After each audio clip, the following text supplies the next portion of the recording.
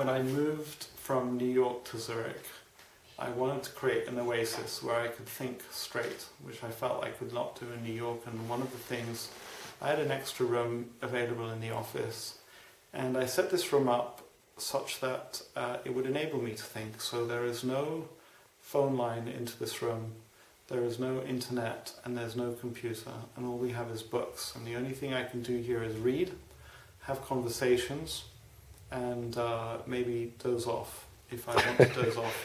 And by the way, I would add that I'm a deep believer in Monish Pabrai's injunction to take a nap every day. I think that whenever I do take a nap, I wake up with a better sense of priorities of what's important, a better sense of judgment. So I think that it can help with one's investing. And I have the book room here divided up into a few sections. So I subscribe to a lot of publications, and I buy just about any book that looks half interesting. They first of all make it onto my Amazon wish list, and then over time, every now and then, I buy a bunch of them. And so we have here, you can see all the books that I haven't yet read. They come in here and they go into the unread shelf, and then we also have a whole bunch of publications that are unread, which need to be read over time. Then over time they get read, and either they get the books and the publications once they're read usually get thrown out. The books either get passed on to friends, or they get moved to other parts of the library, which are places where I keep books that have become old friends that I want to keep around even though I've read them once.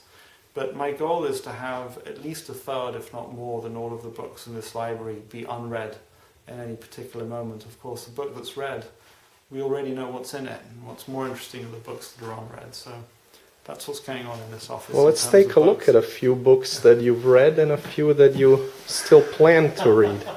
Well, what do we have here on the unread shelf? We have Keith Richards' A Life. This book actually was recommended to me by Tom Gaynor at the airport, and he got some great insights from it, so that's one that I haven't read. And we have one here written by a friend of mine called The Rabbi and the CEO. Why not? I haven't read that one either. There's one actually here that I have read called by Keith Ferrazzi. He was a TED speaker, and he talks about never eating alone. I'm not sure if I agree with him, but it's always worth reading what Keith Ferrazzi has to say. And what else do we have here? There's Too Big to Fail here, which I should have read by now, but it's sitting here. We all know about this book. It's an important book. We have another unread book here. We have Too Big to Fail. In the Plex. This was recommended by Charlie Munger. It's supposed to be a phenomenal insight into the way Google operates. And what else do we have here that is perhaps interesting? I see Good to Great and King of Oil. Yeah. Some of these are books that I should have read a long time ago, but I haven't. Then if we go around here, I guess that here we have a whole bunch of books that the average value investor would love. We have a couple of copies, a couple of versions of Security Analysis. So this is kind of like what everybody wants to have in their library. We have a more recent edition of Security Analysis here. And we have Marty Whitman's book, The Conservative Aggressive Investor. I actually have a copy of Seth Klarman's book, but it's at home, so I can't show it to you right now. Here we have George Soros's book, The Alchemy of Finance. And we have, it seems like, 2 copies of this book, Power, that was very popular in the United States at the time, and it's kind of an update on Machiavelli's injunctions to a prince. It's got quite a bit of dust in it. It hasn't been opened for some time. What else do we have here that would be interesting to talk about? I mean, when Buffett purchased the railroads, I found this book on Amazon, which really was just something to look through for fun. But it gives a history of the many different railroads that there were in the United States. At the time I was thinking I might pick up some shares of some railroads. What was your ultimate conclusion on railroads? My ultimate conclusion was that Chris Hahn had gotten to it before me, and at the time he was a big investor in Union Pacific and another one, I don't remember which one, CSX. And I was following the CSX position pretty closely, but You know, Warren Buffett says that you need to invest when it's like shooting fish in the barrel. And he says, not just fish in a barrel, it's fish in a barrel and all the water's out of the barrel. And that was not the case either with Union Pacific or CSX. And another way of putting that is that if you see a clear triple with downside protection, it's probably a go. If all you see is a double or less, it's probably not a go. Here's another book about American Express, which really is just a coffee table book, but it's fun to pick up these things and to have them around. Of course, here we have a copy of The Snowball, familiar book that was written by Alice Schroeder. And we have another book here that I'm sure is on many people's shelves. I really am so impressed with what Warren Buffett has written. Warren Buffett, I've just called Monish Pabrai Warren Buffett. Monish, you should be pleased. Well, you're not the first one. So. But this really is a phenomenal book. I think he wrote succinctly and presented some ideas in a very simple way that are extremely powerful. And this alone probably is enough to turn you into a great investor if you learn the lessons well. Of course, the real issue is to learn the lessons well. What else do we have here? By the way, while you look, I'm wondering which Buffett biography your favorite is. Yeah, do you prefer the Lowenstein book or? There's no question I prefer the Lowenstein one, although I think that Alice made a valuable but controversial contribution to the understanding of Warren Buffett. And there's actually, I see another copy of The Snowball there. Various other books. There's a biography of David Cameron here. So, David Cameron, who was your classmate there at ain't a book Oxford. about me like there is one about David Cameron, but this will be one of the early biographies of David, and really a big part of what this was about was to get all the stories about David Cameron out there before the election. I think this came out before the election. And there are also some things which either are out of place or just happen to be here. I mean, I have a whole bunch of poetry here. There's a whole book here of John Donne's poetry, which I used to read a lot of. I should really spend... I have friends who would say that the more I read John Donne's poetry, the better my investing will get. And it's not a proposition that I've entirely tested. There's also... a book that I've only dipped into, but I think that Charlie Munger would say is a phenomenal book, is Boswell's biography of Samuel Johnson, who was a very colourful figure in, if I'm not mistaken, the 18th century. And so I have a collection of the letters of Samuel Johnson. Somewhere else here that I can't find right now is a collection of the letters of Ronald Reagan. I've said this a number of times that Ronald Reagan,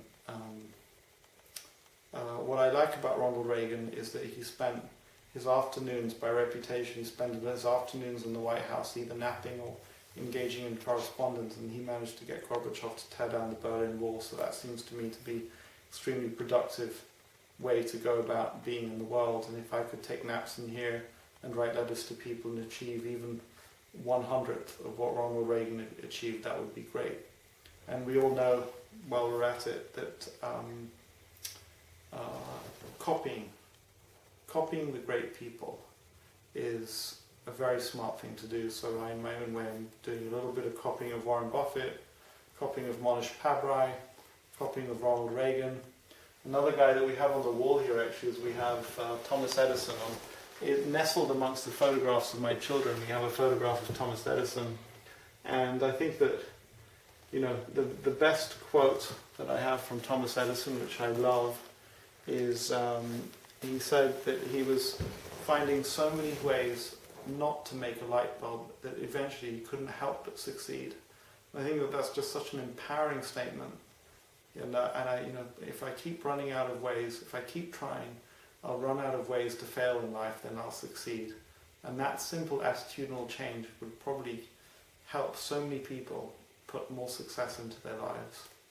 So, one more book here, which actually was really influential on me at the time.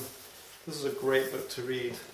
And I actually feel like a tremendous failure in comparison to people like the Tishers. I mean, the Tishers built their empire through hotels initially. And they were really good at taking over these hotels and making them flow cash in tremendous ways, and they learned an awful lot through it. They were great operators, and it's a great book for anybody who hasn't read it. Just don't ask me for my copy, because I want to keep this copy here. Guys, speaking of great operators, tell us a little bit about who you admire the most among public companies. Obviously, you have Buffett, you have the Tisches with Lowe's. Who else do you have on your watch list and would love to be a partner with at the right price? Oh yeah, I mean, and they're all too expensive.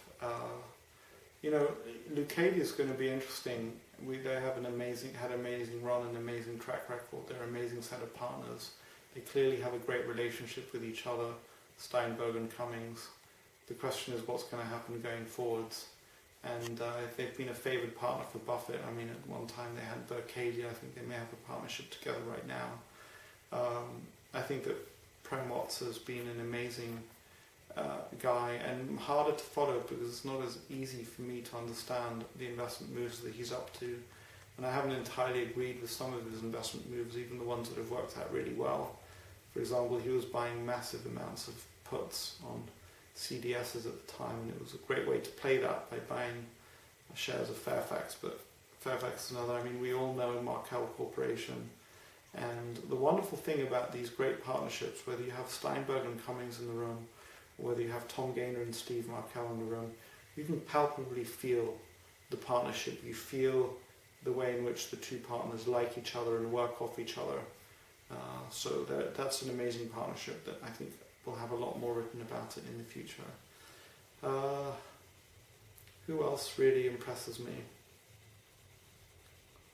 Nobody else is coming to my mind right now. There are various people who are potentially great people in the making, and it's just too early to tell.